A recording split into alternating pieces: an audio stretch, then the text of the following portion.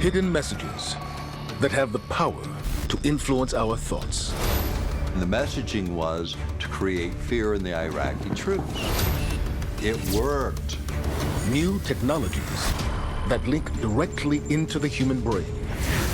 The question is, could you actually manipulate a person into doing something that they don't want to do? And secret government facilities that some believe can control the minds of people all over the world. Every brain on the planet linked in and then looked in. This is 1984 on steroids.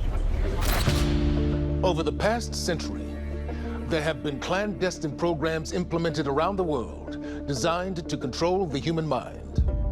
There are those who believe that what was initially meant for military use during times of war is now being used not only by governments, but also corporations to control us all.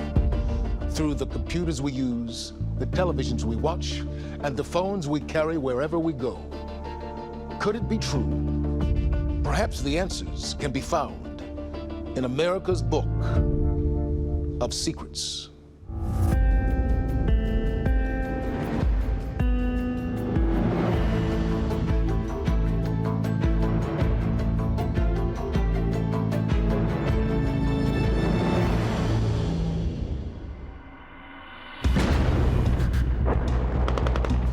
Kuwait, February 24th, 1991.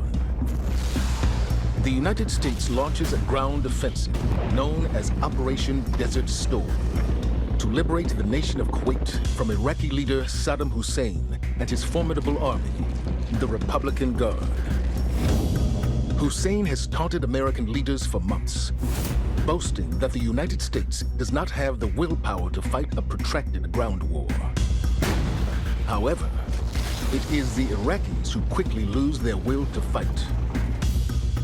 The conflict lasts only 4 days and results in the surrender of more than 60,000 Iraqi soldiers. There were instances where there were hundreds surrendering to a couple of guys. I mean, it was that kind of a deal where they're just surrendering. There was a mass surrender of the Iraqi forces. Was it because, shock and awe was destroying everything around them and they were running away to keep from getting killed? Or was it because of psychological warfare? Before U.S. ground forces fired a single shot, the Army's 4th Psychological Operations Group launched an extensive campaign designed to manipulate the Iraqi soldiers occupying Kuwait and break their spirit. Putting into action the Psychological Operations Group's motto of Verbum Vincit, or the word will conquer. This tactical communications arm of the U.S. military airdropped 30 million leaflets containing messages that encouraged Iraqi troops to renounce Saddam Hussein and abandon their posts.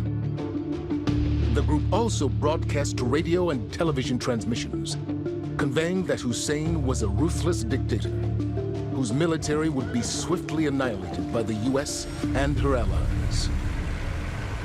The messaging was to create fear in the Iraqi troops. It worked. What a roadmap to success from a military perspective. I mean, how else did the 4th largest army in the world collapse so readily? The U.S. military's application of conventional psychological warfare tactics to demoralize Iraqi soldiers is well documented.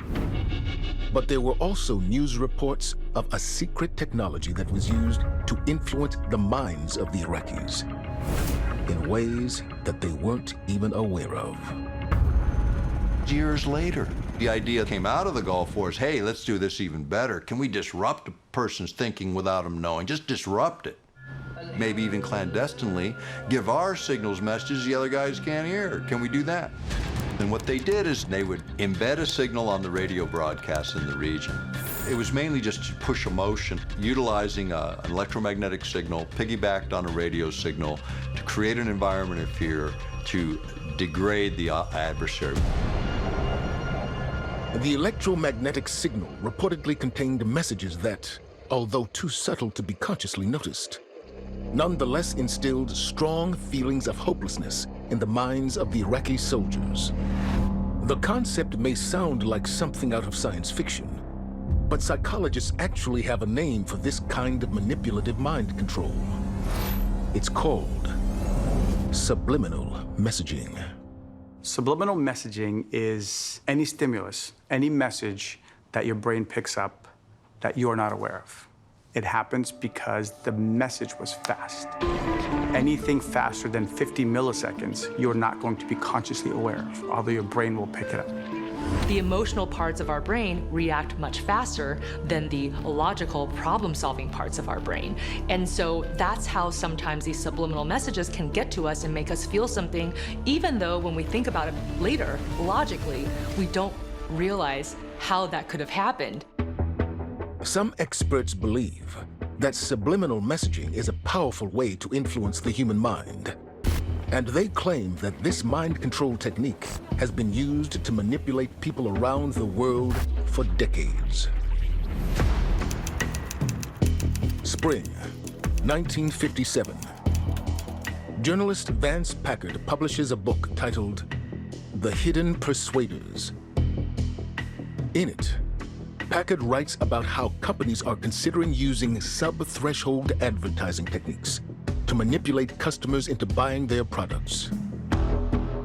One proposed technique involves inserting an advertisement into a movie for only a split second, too short for the audience to recognize the ad consciously, but long enough for it to be absorbed subconsciously. Packard's book serves to educate the public on the idea of subliminal messaging. However, it also incites cynicism toward modern media and corporate advertisers. People get really angry when they know they're being manipulated. The idea that in movie theaters, somebody might just slide an image in for just a second, to sell you more Coca-Cola and popcorn and so on. It made a lot of people angry in America and around the world.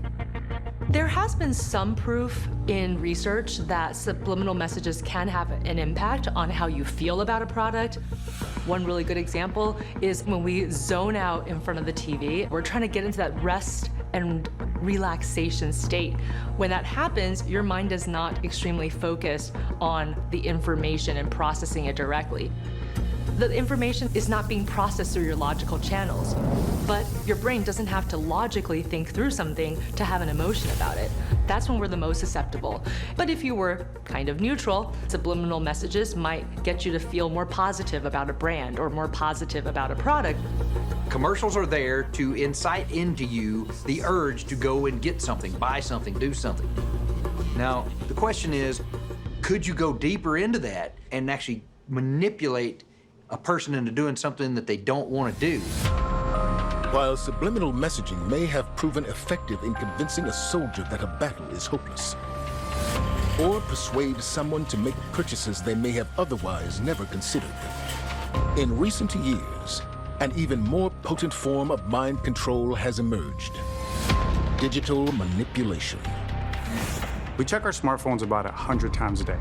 And if you're 18 to 24, it's nearly twice as much. It is a whole new business model. Grab attention to sell a product. Well, what we're learning quickly is the experiences and knowledge provided end up driving behavior that you think was your own the whole time. There is a massive knowledge gap between what digital consumers know versus what the tech companies know. That is unhealthy. Digital media dominates the world today. Nearly 5 billion people, more than half the world's population, are routinely connected to the internet. But what might happen if this technology that we rely on was used as a weapon against us? Many security experts say it's already happening. Washington, D.C., April 21st, 2020. The U.S. Senate's Select Committee on Intelligence releases its final report concerning allegations of Russian interference in the 2016 U.S. presidential election. The report shows that, although the investigation uncovered no evidence of manipulated vote tallies, it did find evidence of a Russian disinformation campaign designed to spread misleading stories on social media in hopes of swaying public opinion. The Russians specifically engage in creating fake accounts online to potentially show support or lack of support for one side or the other. They utilized fake imagery associated with fake news articles.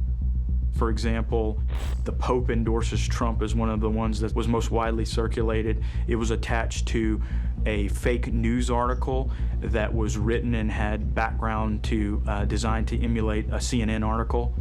And it was spread virally on the internet and promoted by Russian botnets, which are these large groups of fake accounts that are centrally controlled, and they operate under one single master.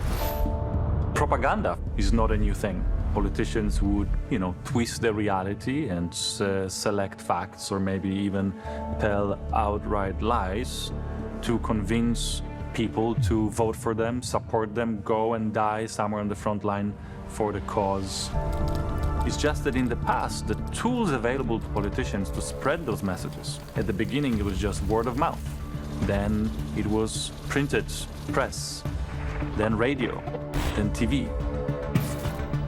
But now you can communicate with millions or billions of people where you can essentially talk with those people virtually one-on-one. Warfare really has become increasingly a battle for control of the mind. And if we can figure out how to manipulate these folks, then we can change people's perceptions about events that happen in the world and even their emotions, which the Russians have demonstrated the willingness to do. The 2016 presidential election brought to the forefront foreign actor disinformation in democratic elections. It did not impact the overall result, but combating disinformation, it's going to call upon members of the government in addressing the scourge of disinformation and fake news. Many experts agree that digital propaganda is an effective way to manipulate people's thoughts, feelings, and beliefs.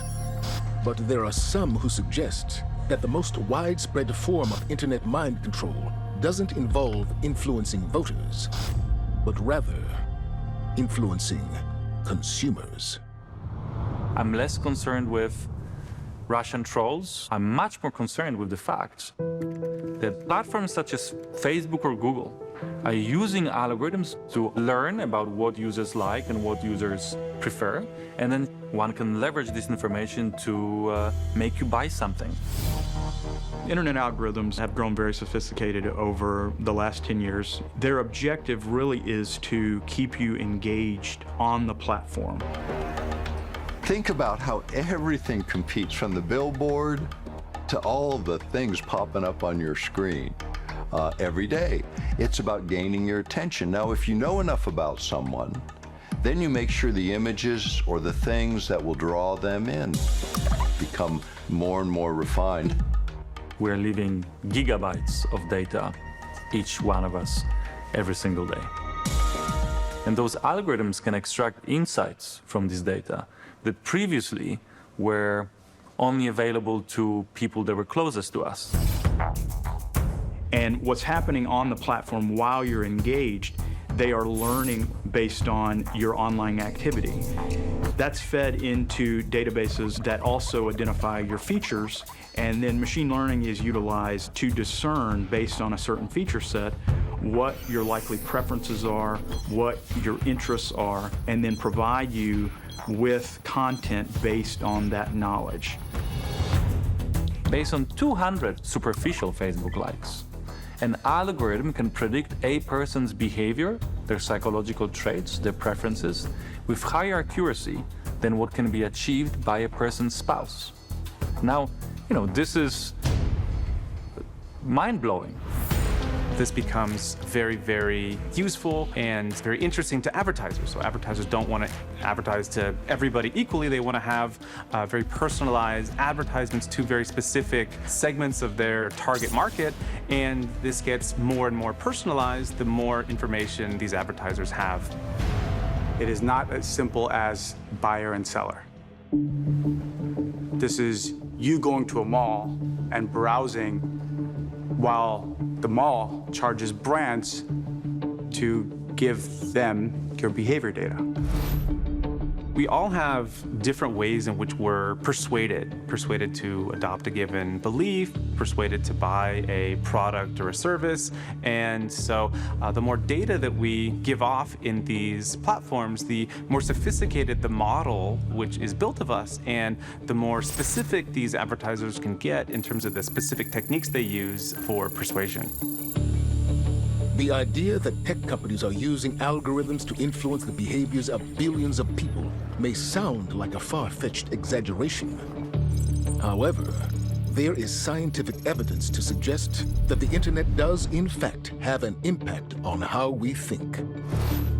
According to a study published in the medical journal World Psychiatry in 2019, using the internet doesn't just captivate our attention, it may also rewire our brains.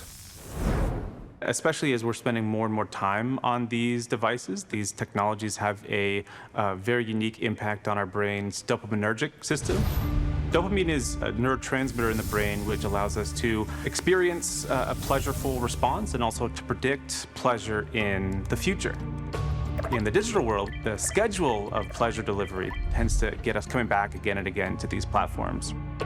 If we can agree with the definition of addiction being compulsive behavior, it is designing for compulsive behavior. We've reached a point with tech that you don't need a nicotine to drive compulsive behavior. Social media has figured that piece out. Digital platforms and social media algorithms are revolutionizing the concepts of mass influence and persuasion. But is it possible to target an individual's mind, control it completely, and perhaps even weaponize it? There are those who believe it's not only possible, but that it's already happening.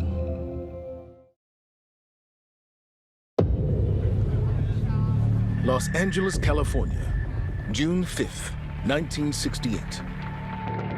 Moments after giving a speech at the Ambassador Hotel, presidential candidate Robert F. Kennedy is shot at point-blank range.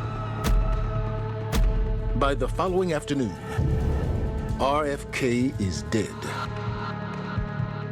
The shooter, 24-year-old Sirhan Sirhan, then tells authorities that he was hypno-programmed to assassinate Kennedy. Sirhan Sirhan was interviewed a lot about what he had done, and he says himself that he doesn't remember doing it at all. There's descriptions that there was lights in the area surrounding where the shooting was, and there was mirrors, and that he looked in those mirrors and went into some sort of dazed trance state. That's been described by direct witnesses. The police actually said that they thought that he was under mind control. He had a blank look on his face, and they thought that maybe he was not acting on his own. A lot of people talk about a mysterious woman in a polka dot dress who was with him the whole night, and this could have been his handler. Right before the shooting, apparently, he says she pinched his shoulder, and this could have been like a trigger. There's a couple of important facts about Sirhan Sirhan. First of all, when he was in Palestine, he was exposed to a lot of war trauma, body parts on the street and so on, and his mother described him having basically PTSD, going into trances and so on. So he had the foundation, and he's clearly highly hypnotizable, and he, to the present, has amnesia for the shooting. What do you remember about the shooting, if you're willing to talk about that? Obviously I was there, but I don't remember the exact moment. I don't remember pulling my gun out of my body or wherever it was located, and I don't remember aiming at any human being. I don't remember any of that, Mr. Prisonage. And I've said that from the get-go, so it's not that I'm trying to evade. No, I understand. Let me just ask you a question. When did you start remembering after the shooting? What was the first thought that you had? Everything was always hazy in my head about that. Taken together, all the things that are peculiar about Sirhan Sirhan's assassination of Bobby Kennedy, it seems that he could have been brainwashed into carrying out assassinations. Is it possible that Sirhan Sirhan was brainwashed to carry out a political assassination? If so, by whom? And is such manipulation of one's mind and body actually possible? Some researchers believe that not only can it be done, but that these types of experiments have already been conducted by the Central Intelligence Agency. In 1977, a Senate Intelligence Committee hearing revealed to the public that starting in 1953, the CIA ran a program that experimented with mind control techniques. It was called Project MK Ultra. The CIA began their interest in mind control as a form of espionage at the end of the Korean War. And there was a lot of hysteria about the possibility of communists brainwashing American prisoners of war. And they decided that they needed to get on top of that and learn their own brainwashing techniques. They did all sorts of horrible experiments on unwitting subjects, people who were disposable, according to them, prisoners, drug addicts. They would try all these different techniques, which included chemicals, LSD, electromagnetics, whatever anybody wanted to play with. The goal was learning how the mind could be broken down, learning how it works, what the limits were in order to interrogate people and to force confessions out of them. They studied it for a couple decades, and the most ambitious goals for MK Ultra were finding drugs that they could use to create mind-controlled patsies who would kill someone and not remember any of it, like a Manchurian Candidate. The term Manchurian Candidate was coined by a 1959 novel and a 1962 film of the same name. The story is a political thriller about a Korean War soldier who was brainwashed into being an unwitting assassin for a communist conspiracy. So Manchurian Candidate is somebody with an artificially created multiple personality, where you can assign a mission to the personality in the background. The person out front doesn't know anything about it, and then if they're caught and interrogated, the person just has no information, no knowledge. Although The Manchurian Candidate was a work of fiction, the idea of using brainwashed assassins in real life was proposed by George H. Estabrooks, a prominent psychologist who had ties to MK Ultra. G.H. Estabrooks was a professor at Colgate College for many years, and he published books and he edited books about hypnosis, where he describes creating these super spies. He claims that he's run Manchurian Candidates, and he describes it in great detail. G.H. Estabrooks was never regarded as a fringe nutcase guy at all, so there's no reason to disbelieve him. Estabrooks knew that 1 out of 5 people you could take into such a deep state of hypnosis, and working with them over 10 months or 12 months, you could create a alter personality, a totally new person. You could actually split them, deliberately split them, and they did this experimentally for 40 years. On September 28th, 1994, the U.S. General Accounting Office reported that between 1940 and 1974, government agencies performed mind control experiments on hundreds of thousands of human subjects. But despite this disclosure, the full extent of the MK Ultra program is largely unknown, because in 1973, CIA Director Richard Helms ordered all documentation of the MK Ultra program to be destroyed. Since the vast majority of MK Ultra documentation was destroyed, there's so much that we'll never know. My opinion about whether the programs ended in 1972 is, if they did end, the CIA and the military would not be doing their job. Purely from a defensive perspective, we've got to have some knowledge, expertise, technology for detecting these people who are coming at us, learning how to interrogate them, get through these barriers in their minds. MKUltra could have kept advancing behind the scenes in different ways. It could be far more advanced than it was in the 50s and 60s.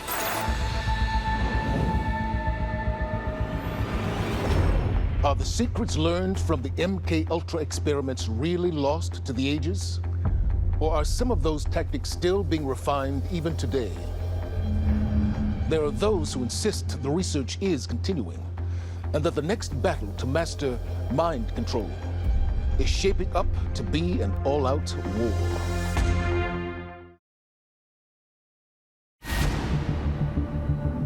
March 16th, 2018. The U.S. government's Defense Advanced Research Projects Agency, commonly known as DARPA, announces a bold initiative to develop what they call next-generation non-surgical neurotechnology. It is designed to allow the human brain to directly interface with machines. We know that DARPA is exploring human-machine interfaces that include direct connections between the brain and outside systems. That's been from the beginning of DARPA's information technology mission, and it continues to this day. DARPA has created some of the most influential technologies of all time, things that we use and take for granted every day, including the project that became the internet. They've created self-driving cars, stealth technology, GPS that fits in your pocket. That's DARPA's specialty, to imagine the future and create it. A new technology that is actually very much on the verge of being a reality that is being fielded is we could have a sensor maybe on the surface of our head, or maybe implanted somewhere in our body, in our brain or something, that allows us to interact directly with our communications gear, our processing gear, our weapon systems, and so on. But now imagine we take that technology and we can control robots at a distance with it. Even fly drones. You put this sensor on and you think the right way, and you can increase the speed of the fan by thinking and controlling that thought with direct-to-mind or mind-machine interfacing. With that type of capability, you could control all sorts of buttons and mechanisms in equipment. Mind-machine interfaces will have many applications in both civilian and military life. But there are those who believe that this same technology could also be used by DARPA as a new form of mind control. Like their counterparts at the CIA, DARPA-funded researchers have spent decades investigating how the human mind can be altered. In 1965, DARPA launched Project Pandora, which studied the possibility of using microwave radiation to control human behavior. The project reportedly ended in 1969, but DARPA's investigation of how machines can affect and possibly control the brain continues to this day.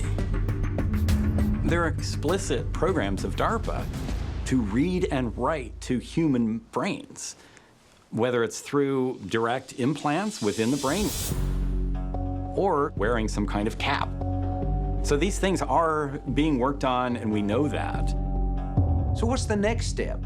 Maybe the next step is we can send instructions and information to an actual person from a distance with this kind of technology to let another person control their actions.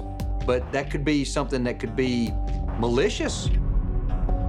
If there's some way to do it from a distance, a much greater distance than something that you can wear on your scalp, that would be the ultimate technological achievement that would fall into this realm of mind control and direct human-machine interface that DARPA may well want to keep secret.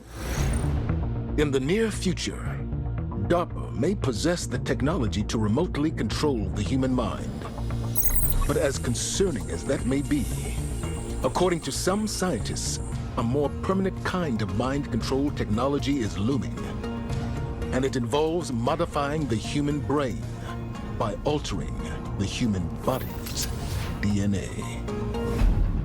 The future of mind control, and the future being right now because these experiments are being done, is using gene editing tools. And one of them would be CRISPR. The way it works is take the CRISPR, which are these short alternating repeats of DNA. You put that together with an enzyme called Cas. And so you take the CRISPR that you want to use, and you put these pieces together that can be injected and insert this DNA to certain areas of the brain so that we can change brain cells and turn you into something you wouldn't otherwise be. So in this way, gene editing technologies like CRISPR really form a definite basis for future mind control. These are things that DARPA has investigated. Every technology has the potential for good or evil. And who defines what's good and what's evil, and who uses it for what purpose? These are all questions that have been asked about everything from rockets to self-driving vehicles. We still don't have a good handle on the ethics of various technologies that we use. The technologists tend not to be so concerned with the ethics. That seems to be the domain of other people, policymakers, for example, academics, people like this. There needs to be a hand-in-hand interaction with people creating technology and those who are considering the ethics of that technology. DARPA states that its enhanced neurotherapies go beyond mere military applications and offer benefits in other fields such as psychology and medicine. But what about clandestine research programs of a similar nature in other countries? There are those who believe that America's foreign enemies are on the verge of deploying weapons that target and even damage the human brain. And personnel at U.S. embassies and consulates around the world say the attacks have already begun. August 11th, 2017. U.S. Secretary of State Rex Tillerson announces that diplomats stationed at the American Embassy in Havana, Cuba, have been the target of a series of mysterious health attacks. There were reports in the mainstream press about people at the embassy in Cuba having all kinds of strange symptoms, sometimes like a concussion-style symptom, sometimes nausea, some disorientation. People were exposed to something. And what this something is, we're not sure, but these people had amazingly bad symptoms from this, and it looked as if something had been beamed directly at their brain to affect their brain in some way. American intelligence agencies found medical evidence which proved that the diplomats suffered mild brain trauma, but were unable to determine exactly what was causing the injuries. Rumors began to circulate about whether the embassy employees were being attacked by an invisible weapon, specifically designed to harm their brains. When you analyze the data, it seems like somehow or other the brain area was targeted or was only affected by whatever this phenomena is. And I doubt that this was a natural phenomena because it seemed to be too focused on people that were at an American embassy. Diplomats in Cuba have stated that they were attacked by a sonic weapon. A sonic weapon produces a high-pitched sound that is debilitating and can potentially have negative health impacts, including certain brain-related fogginess, drowsiness, feeling debilitated or lethargic on individuals who have been exposed to this weapon. Sonic weapons are well known. They're utilized by multiple governments globally. What's being discussed is a new form of a sonic weapon that doesn't just have instantaneous impacts. It has more far-reaching, longer-term, deleterious impacts. These weapons definitely exist, there's no question about that. And if they were used, clearly it wasn't by us, so it's an attack. Were American diplomats the victims of a sound wave attack by an unknown adversary?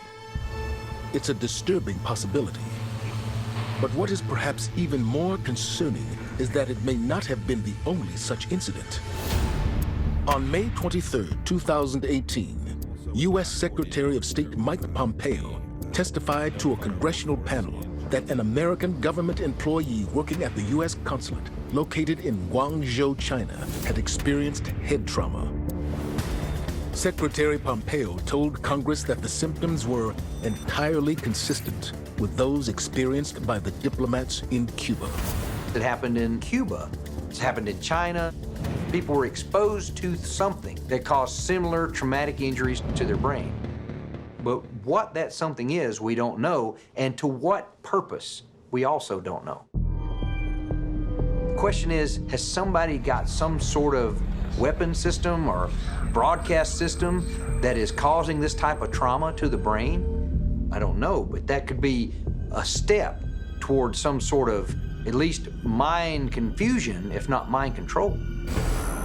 Although there is no verification of the existence of this type of sonic weapon, this type of weapon could exist, and if it did exist, governments would have a strong reason to keep them secret and to utilize them in a covert manner. A system like this, you could almost never find where it came from, because they turn on the transmitter, turn it off, and then it's affected your brain, and you may not have the physiological effects for hours or days, and you may be completely away from wherever you were that you were exposed to this and not have any idea that that's where you were exposed. Now, it's possible that you could take this technology and then use that for mind control. If you could put sounds into someone's head that are not normally there, you could certainly get their attention or do something to manipulate their response. Well, there's several types of effects of non-lethal weapons, some of which I've heard about but can't document. So most of the time you actually feel either you're getting really hot, you're getting a burning sensation, you're nauseous, you're dizzy, you can't focus. So you consciously know that. Some of the time though, it's called V2K, voice to skull communication, where apparently you can send an EEG style signal to a person and actually make them hear certain words. And then the person would just think they're hearing a voice or they're going crazy, they wouldn't know what it was. I think technology that is inherently covert is the future of warfare, in part because of the plausible deniability. You can use this weapon, you can negatively impact an adversary, and it is very difficult to attribute the use of that weapon to a specific foreign entity or foreign actor. Every country conceivably will become engaged in this type of development, if for no other reason than to develop effective defenses against it. It will be used in future conflicts. It will be used in both times of peace and in war. Turning mind control into a weapon and targeting individuals may sound like something out of science fiction. But what if such technology exists and could be used to shape opinions and beliefs on a national or even global scale? There are some who believe it does, and is already being used on us. Douglas, Georgia, October 27th, 2016. 30-year-old Michael Mansell and 21-year-old James Dryden are arrested after being found with an arsenal of weapons and a detailed plan to attack HAARP, the High-Frequency Active Auroral Research Program facility, located in Gukona, Alaska. HAARP is this array of very large antennas, and the idea with HAARP is that you could project very long wavelength radio waves up into the upper atmosphere and bounce the signal off the ionosphere and get it on the other side of the Earth. And you could continually rebroadcast these signals all the way around the globe over the horizon. To my knowledge, it is simply an over-the-horizons communication concept. While the official purpose of HAARP would appear harmless, authorities determined that the motive behind Mr. Mansell and Mr. Dryden's planned attack was due to their belief that HAARP is not merely a communications project, but rather an elaborate mind control program. HAARP showed up in a book years ago, and the book was Between Two Ages. It talks about Gordon J. MacDonald's theory that if you could ever electronically stroke the ionosphere in just the right way, the ionosphere begins to vibrate, and it becomes a big broadcast antenna in the sky. It would return a signal to the Earth that would manipulate the behavior of the majority of the people in contact with that signal. Now you have something on a global scale in terms of mind control. The U.S. government has strongly denied claims that HAARP is an instrument of worldwide mind control. But according to some researchers, there is more than enough evidence to suggest that both world governments and powerful corporations have been developing tools to manipulate the thoughts of people across the globe for decades. And they claim that these tools are becoming even more adept at controlling our minds. Facebook, Google, all of these companies are already collecting vast amounts of data on us. It wouldn't take much to collect it all into one system, and it wouldn't surprise me if such a system did exist through the big social media companies, for example, or the government. Stop and think about it for just a second. Every brain on the planet linked in and then looked in. I mean, this is 1984 on steroids. Right now, we don't own our own data. The lack of education on the public's part about what they are giving away, that's unhealthy. The solution to this problem is in better informed societies, in better educated societies, in societies being able to communicate more freely, more freedom of discussion and not less. When you think of mind control, the biggest lessons learned are take control of yourself and what you think and what you believe in. Advances in technology and neuroscience mean that the ability to influence what people think and feel continues to be more and more effective. But is the ultimate agenda of those behind these developments designed to benefit the masses or to control them? The answers lie somewhere in America's book of secrets.